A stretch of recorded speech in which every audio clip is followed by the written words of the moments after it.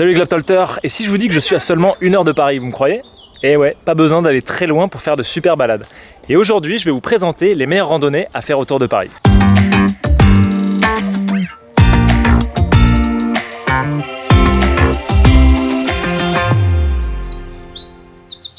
Ça faisait un petit moment que je voulais le faire, mais évidemment l'interdiction de partir à plus de 100 km de chez soi fait que cette série de vidéos est particulièrement d'actualité. Et à vrai dire, cette situation, je la vois plutôt comme une chance de redécouvrir la France, et pourquoi pas l'Europe d'ici quelques semaines, hein, on l'espère. On vit quand même sur un continent exceptionnel, d'ailleurs j'ai fait une vidéo à ce sujet que je vous mets juste ici.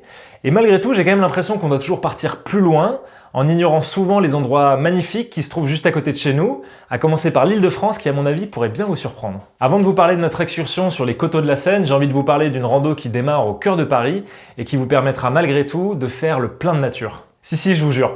L'itinéraire démarre à l'entrée du bois de Boulogne, au niveau de la Porte Dauphine par exemple. La première demi-heure consiste donc à longer les lacs dans le bois de Boulogne. C'est tout plat, donc parfait pour l'échauffement. Et ensuite, vous pouvez soit traverser Boulogne ou bien longer les quais de Seine pour arriver au parc de Saint-Cloud. À partir de ce moment-là, ça grimpe et ça devient légèrement plus sportif, mais honnêtement, ça reste très tranquille. Une fois arrivé en haut du parc de Saint-Cloud, vous longez les étangs de Ville d'Avray pour arriver dans la forêt de Fausse-Repose. Et après 3 à 3h30 de marche, vous arrivez enfin dans la plus belle ville du monde, Versailles, évidemment. Et je dis ça en toute objectivité, hein. Rien à voir avec le fait que je vienne de là-bas. Rien à voir. D'ailleurs, à Versailles, vous pouvez prolonger le plaisir dans le parc du château, qui est aussi un super endroit pour se balader. Alors attention, cette randonnée n'est pas à faire tout de suite, puisque le parc de Saint-Cloud est actuellement fermé à cause du Covid, mais je voulais quand même vous en parler parce qu'à mon avis, c'est la plus accessible en partant de Paris. Et maintenant, passons aux choses sérieuses, la randonnée des coteaux de la Seine. Ça va peut-être vous étonner, mais c'est sûrement l'une des plus belles randonnées que j'ai pu faire dans ma vie. Pour y accéder, c'est super simple, il suffit de prendre un train depuis Saint-Lazare en direction de Bonnières. Le trajet dure à peu près 1 heure, et à peine sorti de la gare, on prend un grand shot de nature.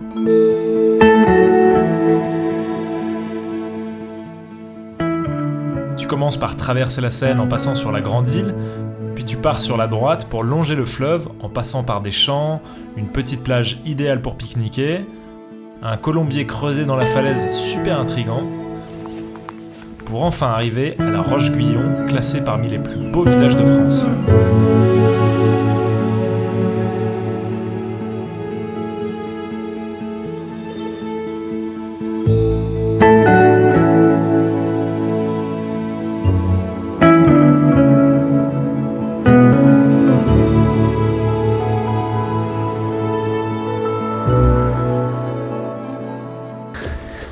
Ça va mon Sai? Ouais.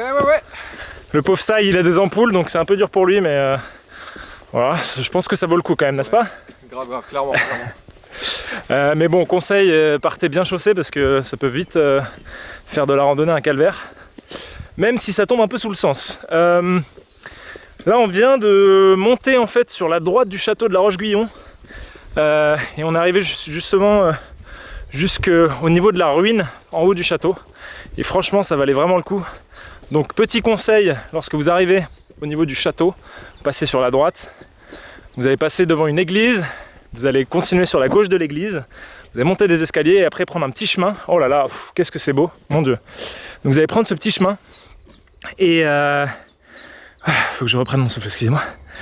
Vous allez voir, très belle surprise, avec une vue magnifique sur la Seine. Et en plus, vous êtes juste à côté de la ruine. Donc voilà, honnêtement, ça vaut le coup. C'est assez raide, mais ça vaut le coup. N'est-ce pas, mon Sai? Clairement. Et là, la vue, elle vaut le coup? Elle vaut les ampoules? Elle vaut clairement les ampoules, ouais. Vraiment.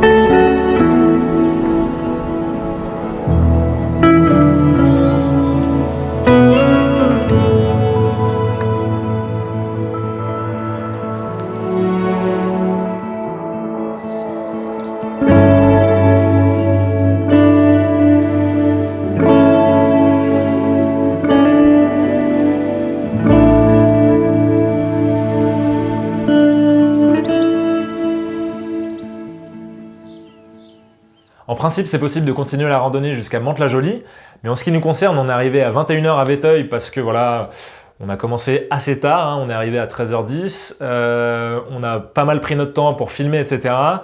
Donc voilà, on a dû se résoudre à prendre un Uber de Vétheuil jusqu'à Mantes-la-Jolie pour essayer de ne pas louper le dernier train qui était normalement prévu à 22h. Mais rassurez-vous, on l'a quand même loupé parce qu'il y avait une mauvaise information. Et en fait, le dernier train était à 21h16. Donc voilà, on a dû prendre un Uber pour rentrer jusqu'à Paris. Donc forcément, ça a coûté beaucoup plus cher que si on avait pris le train. Mais en tout cas, si vous organisez mieux que nous, Vous pouvez faire toute la randonnée en à peu près 7-8 heures et prendre un train aller-retour, ce qui vous coûtera moins de 20 €. Donc c'est quand même une meilleure option que le Uber à 100 €. Hein, on va pas se mentir. Pour résumer, c'était vraiment une super rando, très facile d'accès, mêlant nature et découverte culturelle, donc je vous la recommande chaudement. La semaine prochaine, j'en testerai une nouvelle et vous partagerai toutes les infos pratiques. Mais en attendant, si jamais vous avez besoin d'autres idées, je vous conseille d'aller voir le top 8 des randos à faire autour de Paris réalisé par mes amis de chez Chilloway.